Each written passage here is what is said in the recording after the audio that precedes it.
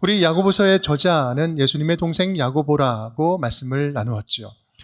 여러분, 이 야고보의 가장 두드러지는 특징이 있다면 이 야고보는요, 돌려 말하지 않고 짧고 분명하게 단호하게 이야기를 합니다. 경구 형태로 이야기를 해주죠. 가르침을 줍니다. 그래서 야고보서 전체가 문장이 108개로 되어 있는데 그 가운데 반절이 되는 54개가 다 뭘로 되어 있다? 명령형으로 되어 있다. 명령형으로 되어 있다는 거예요. 우리가 함께 나눌 이제 4장, 5장도 집중적으로 그렇게 권면이 이어집니다. 여러분, 야고보서 1장부터 3장까지 좀 내용이 기억이 나십니까? 기억이 나기도 하고 안 나기도 하고 가물가물거리기도 하죠. 4장, 5장을 이해하기 위해서 간단히 3장까지의 내용을 좀 요약하면서 시작을 해보도록 하겠습니다. 이 몇 가지 중심 구절들을 함께 보면 잘 이해가 기억이 날 것입니다. 야고보서 1장 2절 3절 내 형제들아 너희가 여러 가지 시험을 당하거든 온전히 기쁘게 여기라. 시험에 대해서 이야기하죠. 이는 너희 믿음의 시련이 인내를 만들어내는 줄을 알미니라. 시험을 당하거든 하나님의 테스트로 여기고 기쁘게 여기고 성장의 기회로 여겨서 또 하나님의 말씀을 듣고 승리해보자. 페이라스모스, 여러분 기억나십니까? 이것이 테스트도 될 수 있고 유혹도, 템테이션이 될 수 있는 상황에서 하나님의 주시는 테스트로 여기고 영적 성장의 기회를 갖자. 그러기 위해서 뭐가 필요하다? 기도가 필요하다라고 말씀을 했죠. 1장 5절 말씀 함께 읽어볼까요? 너희 중에 누구든지 지혜가 부족하거든 모든 사람에게 후히 주시고 꾸짖지 아니하시는 하나님께 구하라. 그리하면 주시리라. 하나님께 구하라. 그리하면 주시리라. 후히 주시는 하나님, 하플로스의 하나님 기억나십니까? 풍성하게 채워주시는 하나님이 우리의 아버지 하나님이시다. 또한 우리 야고보서는 말의 중요성에 대해서 이야기를 했죠. 믿는 자들은 말을 잘해야 된다. 우리가 다 실수가 많으니 만일 말에 실수가 없는 자라면 곧 온전한 사람이라. 말의 실수를 줄이자. 그리고 성도들은 한 입 가지고 두 말 하지 말자. 어떻게 한 샘에서 두 물이 나오겠느냐? 이런 이야기를 나누었죠. 또한 중요한 말씀입니다. 영혼 없는 몸이 죽은 것 같이 행함이 없는 믿음은 죽은 것이니라. 우리의 믿음이 실천적인 믿음이 되어야 된다. 말로만 믿지 말고 행동하는 믿음을 드러내라. 실천적인 성도다운 삶을 이야기하고 있죠. 여러분 종합해보면요, 우리가 크리스찬으로서 세상을 살려 할 때 이 세상은 녹록하지 않은 거예요. 우리를 하나님의 자녀답게 살도록 그냥 내버려 두지 않는다. 시험거리도 많고 유혹거리도 많고 세속적인 그런 일들에 우리의 마음 빼앗길 일들이 너무 많다라는 거죠. 그렇게 흔들릴 때도 많지만 말씀 위에 굳게 서서 성도다운 삶을 통하여서 성도의 삶을 통해 믿음을 드러내면서 살아가자. 머리로만 믿는 게 아니라 입으로만 떠드는 신앙이 아니라 말과 행동에 있어서 구체적인 삶으로 믿음을 보여주는 믿음이 진짜 믿음이다라는 말씀을 나누었죠. 그리고 그렇게 사는 성도들은 당연히 자연스럽게 가는 곳곳마다 무엇을 이룬다? 화평을 이루는 자녀들이다. 하나님의 샬롬을 나눠줄 수 있는 그런 자녀들이다. 그렇게 이야기를 하죠. 그렇게 3장을 마무리하면서 정리를 합니다. 3장 17, 18절 말씀 우리 함께 읽어볼까요? 오직 위로부터 난 지혜는 첫째 성결하고 다음에 화평하고 관용하고 양순하며 긍휼과 선한 열매가 가득하고 편견과 거짓이 없나니 화평하게 하는 자들은 화평으로 심어 의의 열매를 거두느니라. 아멘, 아멘. 위로부터 난 지혜를 가지고 살아가는 하나님의 자녀들의 특징은 화평을 이루는 자들이다. 샬롬을 추구하는 사람들이다. 자녀들이다. 라는 말씀이죠. 오늘 우리가 함께 읽은 본문의 말씀, 4장 말씀은요, 이런 맥락에서 이어지는 말씀입니다. 화평을 추구하는 자가 하나님의 자녀들이다. 그런데 우리가 살아가는 현실의 모습, 현장의 모습을 보면 어떤가요? 싸움과 다툼이 가득한 거예요. 분쟁이 멈추지 않는 삶을 살아가고 있는 거죠. 특히 교회 공동체 안에서 갈등이 사라지지 않습니다.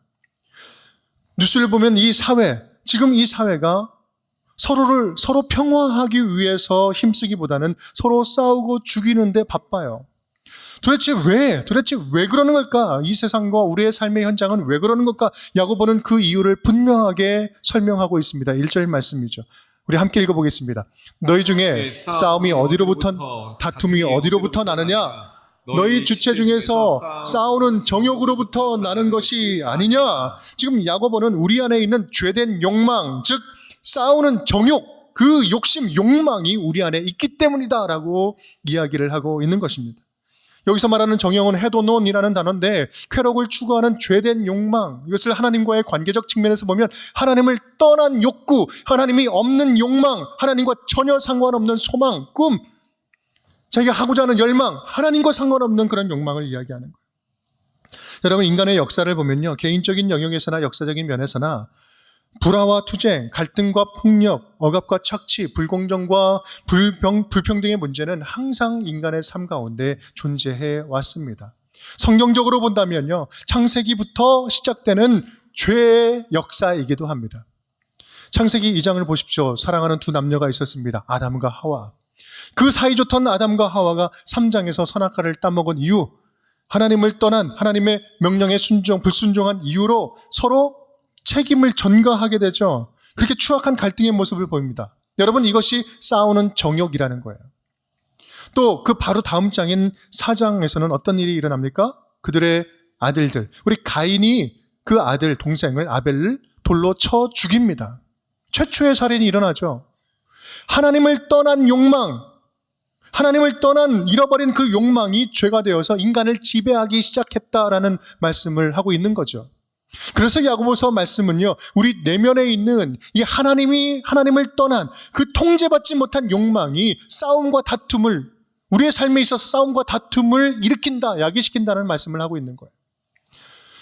그런데 여기서 우리는요, 잠깐 우리 한 가지 짚고 넘어갈 내용이 있습니다. 그것은 인간이 가지는 이 욕망 자체를 무조건 죄악시하거나 경멸해야 한다는 것을 말하는 게 아니다라는 거예요. 왜 그렇습니까? 하나님이 주시는 선한 욕망도 있어요. 거룩한 욕망도 있기 때문이죠. 이 욕망, 인간의 욕망이라는 것은 사실 하나님이 모든 인간에게 주신 인간의 본성입니다. 또한 욕망은요, 인간의 삶을 더욱더 발전시키고 성장시키는 원동력이 되는 인간의 본성이기도 해요. 다만 이 욕망과 욕구가 문제가 되는 게 뭡니까? 이 욕망이 문제가 되는 것은 통제를 벗어난 쾌락을 추구하기 때문에 문제가 되는 거예요. 통제가 없는 욕망, 기준을 상실한 욕구, 자기애로 충만한 이기적인 정욕, 이것이 문제가 된다는 말씀이에요. 갈라디아서는 그런 의미에서 이렇게 말씀을 하지요. 5장 16절 17절 말씀 우리 함께 읽어보겠습니다.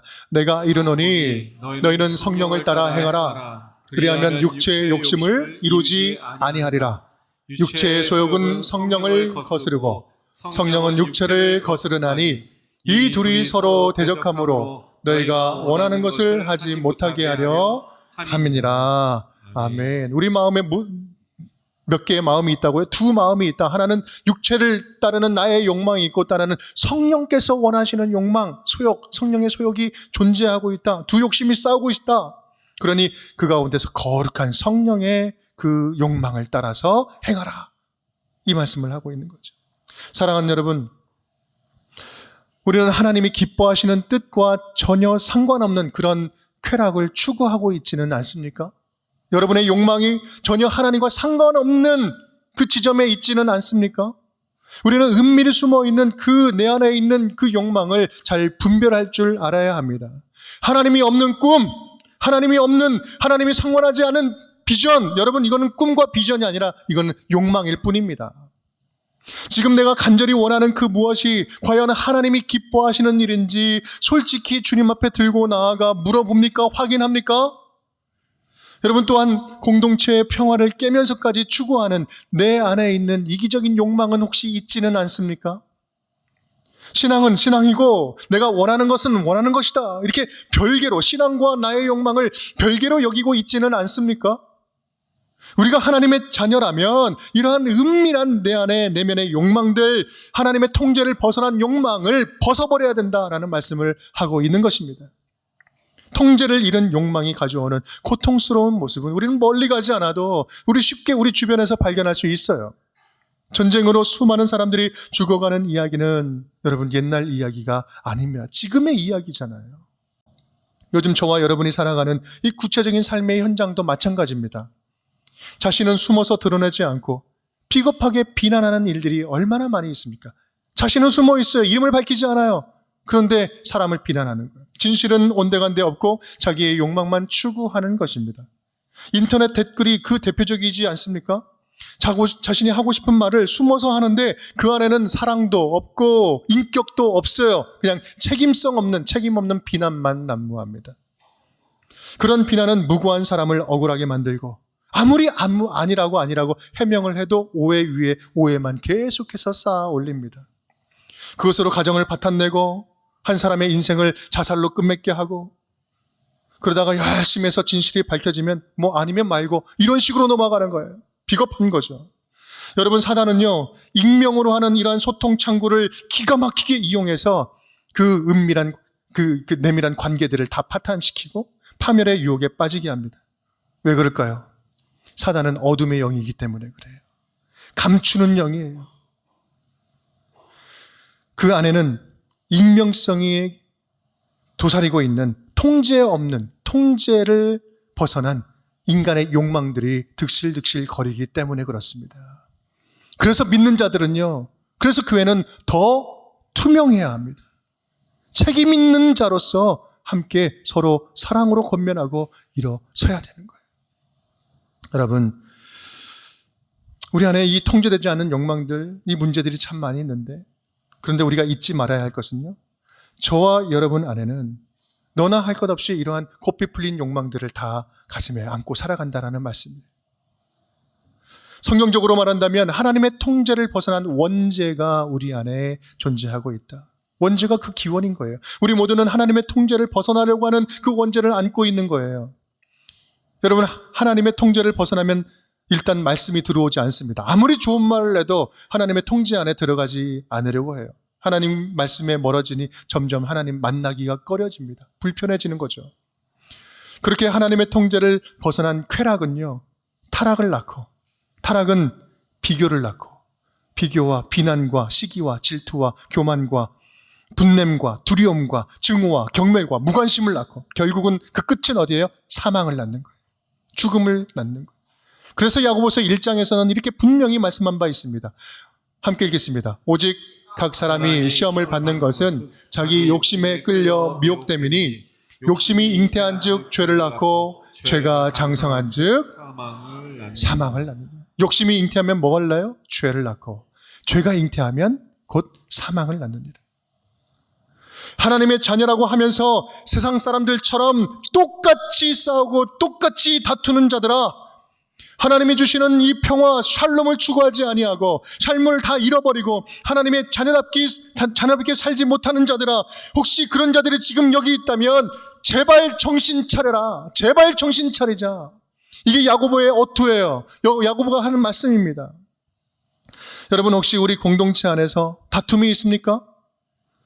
이유 없는 분쟁이 어디 있겠습니까? 누군가 분명히 잘못한 것이 있고 서로 갈등이 있어요. 다 사연이 있겠죠.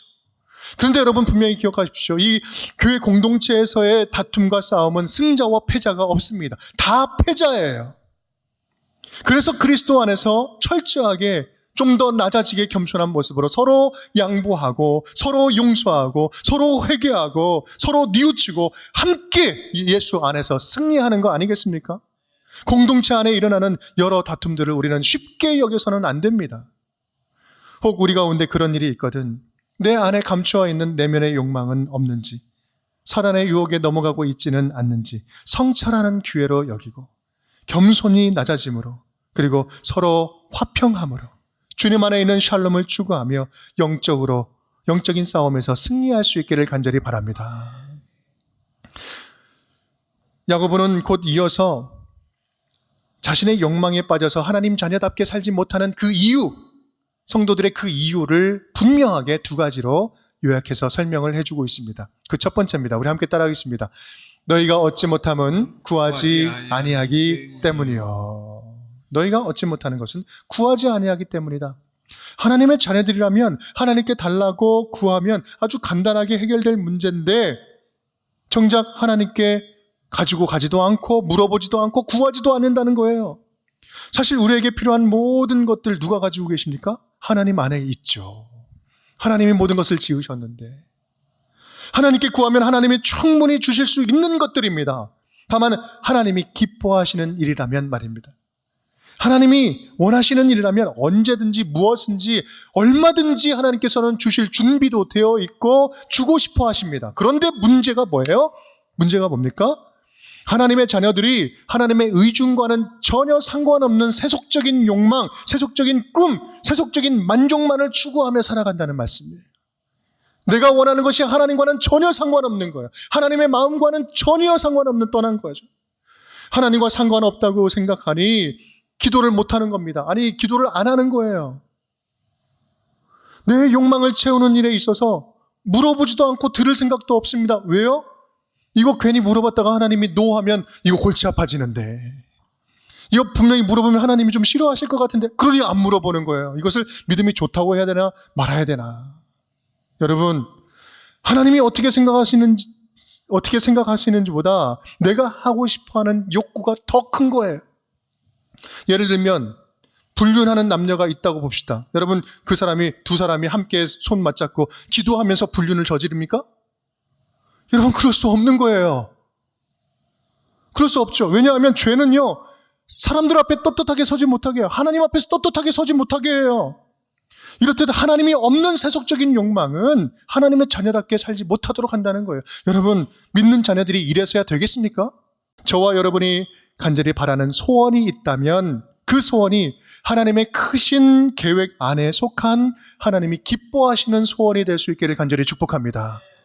저와 여러분이 바라고 추구하는 욕망들이 하나님 보시기에 너의 열망은 내가 들어주고 싶다, 하나님이 인정하실 만한 것들이 되었으면 좋겠습니다.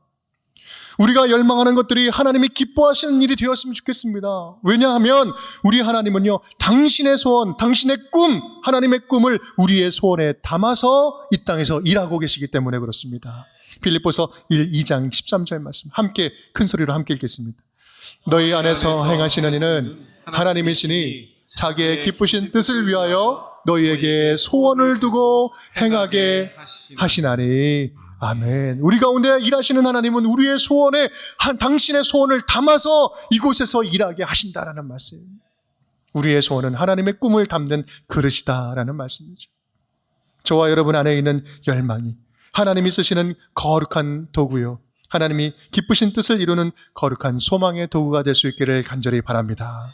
그래서 하나님께 마음껏 구하고 또 풍성히 받아 누리면서 하나님의 자녀답게 살아가는 우리 운정의 모든 가족 식구들이 될 수 있기를 주님의 이름으로 축복합니다. 또한 야고보는요, 두 번째로 성도들이 하나님의 자녀답게 살지 못하는 이유, 그 하나의 원인을 또 하나를 지적합니다. 우리 3절 말씀 우리 함께 읽겠습니다. 구하여도 받지 못함은 정욕으로 쓰려고 잘못 구하기 때문이라. 아멘. 믿는 자들이니까 기도를 하기는 해요. 그런데 응답을 받지 못해요. 하나님의 응답이 없습니다.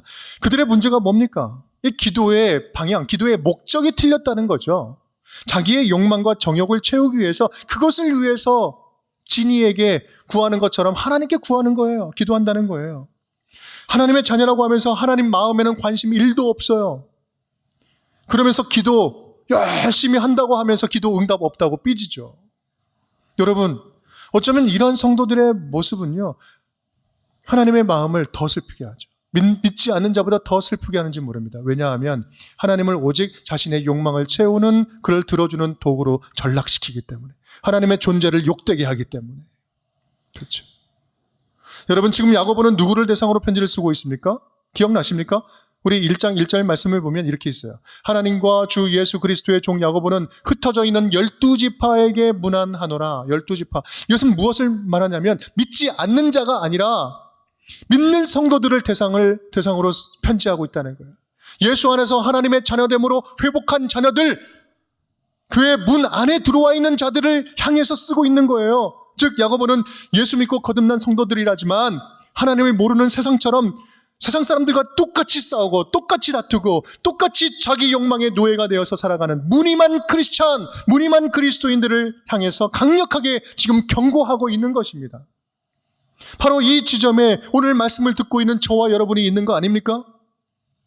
야고보는 오늘 저와 여러분에게 이렇게 외치는 건 아닐까요? 성도라고 다 성도가 아니다. 크리스찬이라고 다 크리스찬이 아니다. 진짜 성도다운 성도, 크리스찬다운 크리스찬이 되자. 자신의 은밀한 욕망과 욕구를 하나님께 온전히 올려드리고 하나님의 뜻을 구하고 하나님의 통제 안에 나의 욕망과 열망을 가지고 들어가는 것, 하나님의 통제 안에 기꺼이 나의 삶을 온전히 가지고 들어가는 것, 이것이 진짜 성도가 아니겠느냐? 자기 소원을 구하기 전에 하나님의 뜻을 먼저 구하고 하나님의 뜻 안에서 나의 소원을 발견하고 자기의 열망을 하나님의 일에 써달라고 자신을 들고 나오는 자, 무늬만 성도인 척 하는 게 아니라 자기 안에 보이지 않는 은밀한 그런 욕망부터 내가 주의 말씀으로 다스릴 줄 아는 자, 그 자가 진짜 성도가 아니겠느냐? 사랑하는 성도 여러분, 지금 여러분은 지금의 삶에 얼마나 만족하십니까? 지금 얼마나 만족하고 계십니까? 지금 여러분의 배우자에 만족하십니까? 제가 갑작스럽게 물어보니까 좀 당황스러우십니까? 뭐 만족스러웠지 못하면 뭐 어떻게 하겠습니까? 지금 여러분의 재정 형편에 만족하십니까? 운전교에 만족하십니까? 하나 둘 따져보면은요, 만족스럽지 못한 것이 너무나 많아요. 만족스럽지 못한 것 투성이에요. 다만 오늘 말씀을 통해서 우리 이 사실을 꼭 기억했으면 좋겠습니다. 저와 여러분을 온전히 채우시고 만족시키실 분은 오직 우리 주 예수 그리스도 한 분뿐입니다. 우리 하나님은요, 연약하고 불완전한 우리를 채우시기 위해서 우리 예수 그리스도를 하나님이 직접 내려오셔서 구원자로 찾아오셔서 우리와 함께 거해 주시겠다고 말씀하셨어요. 세상은 우리를 온전히 채워줄 수 없습니다. 만족시킬 수 없습니다. 하지만 하나님에 있는 근본이 우리를 회복시키고 치유하고 돌이켜 다시 온전히 세워주실 줄 믿습니다. 하나님이시는 예수 그리스도께서 친히 오셔서 우리와 함께 하심으로 당신의 자녀들의 필요를 채우시고 연약함을 강건함으로 바꾸시고 결핍을 채우시고 죽음마저 승리하신 그 십자가의 권능으로 우리의 무너진 삶을 다시 위로해 주신다는 말씀이에요.